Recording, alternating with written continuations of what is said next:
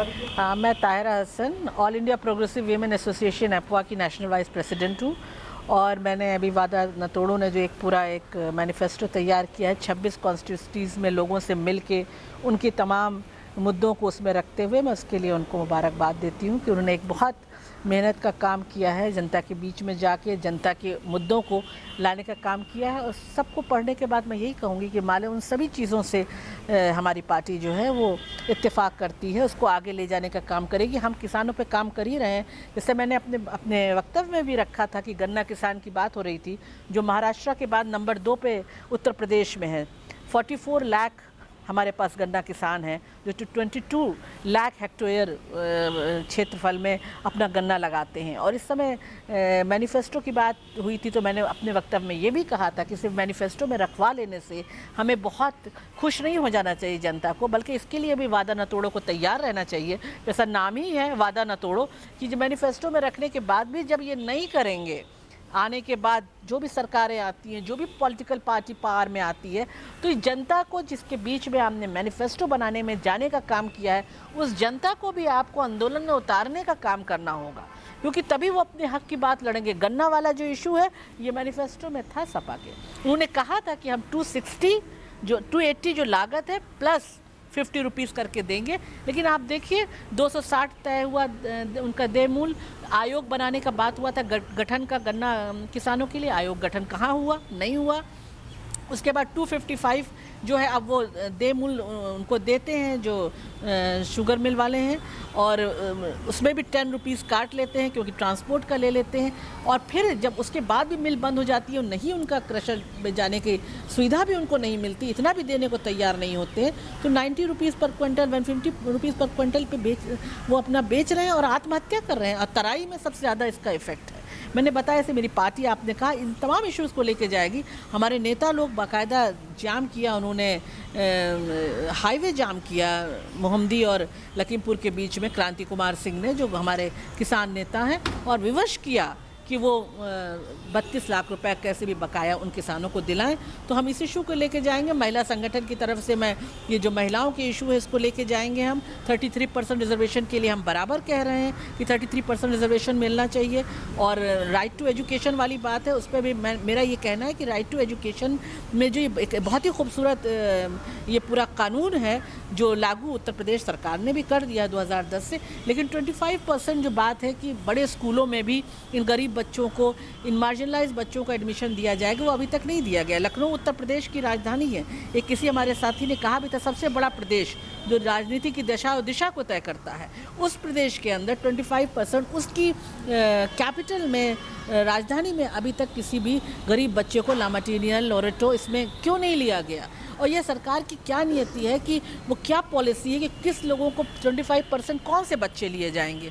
जो आसपास होंगे, 2 किलोमीटर 1 किलोमीटर की दूरी में होंगे, या फर्स्ट टू फर्स्ट होगा, या रिक्शा पुलर से या मजदूर से हमारे आप उम्मीद करते हैं कि वो लोरेटो के दरवाजे पे भी चला जाएगा? तो क्या इन झुग्गी झोपड़ियों में, इन करीब में जो गरीब बस्तियां हैं, वहाँ पे क्या सरकारें कोई एक अपना कैंप लगाएंगी जहाँ पे जो पहले आएगा उस हिसाब से 25% लोगों को लिया जाएगा और फिर 75% को फिर आप छोड़ देंगे वो क्वालिटी ऑफ एजुकेशन से? तो क्या अमीरों की बपौती ही है अच्छा एजुकेशन पाना? जैसे मैं बार बार कहती हूँ, समतल ज़मीन तो दीजिए, गरीब और अमीर को एक समान एजुकेशन दीजिए, तब तो हमारा ये गरीब बच्चा, हमारा ये मार्जिनलाइज जो यंग बच्चा है, छोटा बच्चा, ये आगे बढ़ के जाएगा, आपके अमीर लोगों से कम्पीट कर सकेगा। तो इसकी बात है कि हम क्यों ना कॉमन स्कूल सिस्टम की बात करें, हम क्यों ना बात करें कि हर एक को एक से शिक्षा दी जाए, तो उसमें जो भी अच्छा हो वो आगे निकल के आगे बढ़ता हुआ जाए। और मज़दूरों की बात जो आपके इसमें मैनिफेस्टो, इससे भी हम बिल्कुल वो करते हैं कि मज़दूरों को, जो मज़दूर हमारा है अनऑर्गेनाइज सेक्टर में है, 93% मज़दूर है, उसको 400 रुपये पर डे मिलना चाहिए। ये एक तो आपने ज़मीनों की लूट मचाई और उनको वहाँ से पलायन किया। हमारा खेत मजदूर जो खेतों में काम करता है, उसको अपनी ज़मीन का भी कंपनसेशन नहीं मिलेगा क्योंकि ज़मीन उसके नाम नहीं है।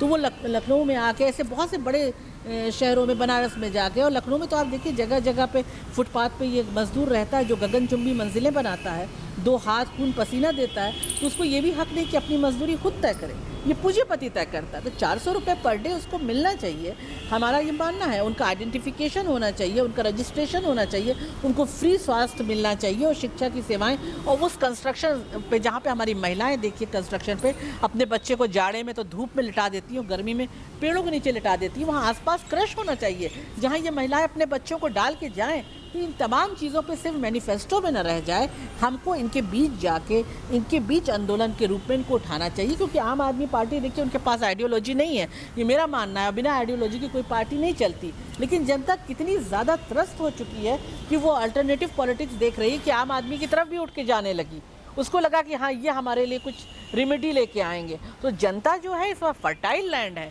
उस जनता के बीच में जाके उसको आंदोलन में उतारने की बात है। जब आंदोलन में उतर के अपनी बात कहेंगे तभी ये सरकारें, ये जो पॉलिटिकल पार्टीज़ हैं वो कुछ देंगी, वरना मैनिफेस्टो में सब चीज़ें सजी की सजी रह जाएंगी।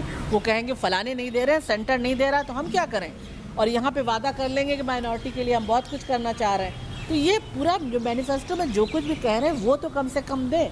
और एक बात और मैं कहूँगी, खासकर समाजवादी पार्टी को दिमाग में रखते हुए, मैं अभी कहना भी चाह रही थी, वाजपेयी जी चले गए, कि तो पार्टी को सबसे बड़ी बात ये करना चाहिए कि जो मुल्लाओं के और कुछ लोगों को, मुस्लिम नेताओं को करके वो समझते हैं हमने पूरी कम्युनिटी का कर दिया, ऐसा नहीं है। उस कम्युनिटी के बीच में जाइए, उन बुनकरों के बीच में जाइए, उन चिकन वर्कर्स के बीच में जाइए, उन महिलाओं के बीच में जो ये काम कर रही है मेहनत कश का, उनके बीच में जाइए और देखिए कि उनकी क्या उम्मीदें हैं आपसे, वो किस तरह का समाज चाहती हैं, उनको किस किस तरह के प्रॉब्लम से वो गुजर रही हैं, उसको ऐड कीजिए। ये मुल्लाओं के चंगुल से अभी ये कम्युनिटी निकल चुकी है, और अभी भी अगर मुल्लाओं के चंगुल से ही लोग सोचेंगे कि सिर्फ उनको हार माला पहना के इस कम्युनिटी का वोट ले लेंगे, तो आने वाला जो कमिंग इलेक्शन है ये उनको बता देगा कि ऐसा है नहीं।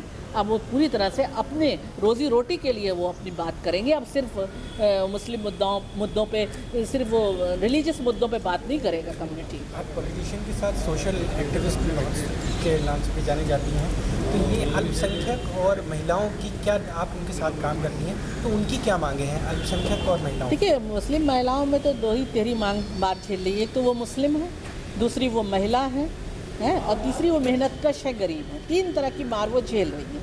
तो मुस्लिम महिलाओं का बराबर ही कहना है, तो आतंकवाद के लिए भी उनके उसमें है कि यंग लोगों को उठा लिया जाता है, एक डर सा है उनके अंदर। और दूसरी बात है कि जो ये चिकन वर्कर, जरदोजी वर्कर और ये जो हमारा बुनकर है, ये बहुत बड़ा जंग मुस्लिम इसमें काम कर रहा है। उनका कहना है कि जो चाइना से सामान आने लगा, जो ग्लोबलाइजेशन आपने खिड़की दरवाजे खोल दिए, उनको अपग्रेड नहीं किया उस तरह से, कच्चा माल सस्ता नहीं दे रहे हैं, इलेक्ट्रिसिटी सस्ती नहीं है, तो वो भुखमरी की कगार पे आ गया, वो रिक्शा खींच रहा है। वो सबसे ज़्यादा आप देखिए, अगर टीबी की बीमारी किसी में है तो बुनकरों में है। 9 महीने इसकी दवा खानी पड़ती है। वो गरीब 9 महीने दवा कहाँ लेगा जिसके पास खाने को रोटी नहीं है। तो जाहिर है कि सरकारों को इनसे सरकारी दुकानें बनाकर इनसे लेना चाहिए वो माल जो बिचौलिया उसमें होता है, और उसको अच्छे दामों पे बेचें। चिकन वर्कर के साथ भी बिचौलिया बीच में है, वो पूरे दिन बनाते हैं, पूरा परिवार जुट के बनाता है। 1500 रुपये मिलता है पूरा एक लहंगा चोली सब बनाने का, और उनको 1500 लेके जो ये बिचौलिया लेके जाता है शोरूम में, बहुत महंगा बेचता है। तो ट्रेड फेयर पे हम लोग का कहना है, ट्रेड फेयर की तर्ज पे क्यों नहीं उत्तर प्रदेश में उन जगहों पर जहाँ मेहनतकश इस तरह का काम कर रहे हैं लोग, उनके लिए एक ट्रेड फेयर की तर्ज पे फेयर लगाएं, मेले लगाएं, जहाँ पे उनका सामान डायरेक्ट सरकार जो है वो बेचे, अगर वास्तव में वो कुछ करना चाहती है उनकी अपलिफ्टिंग के लिए।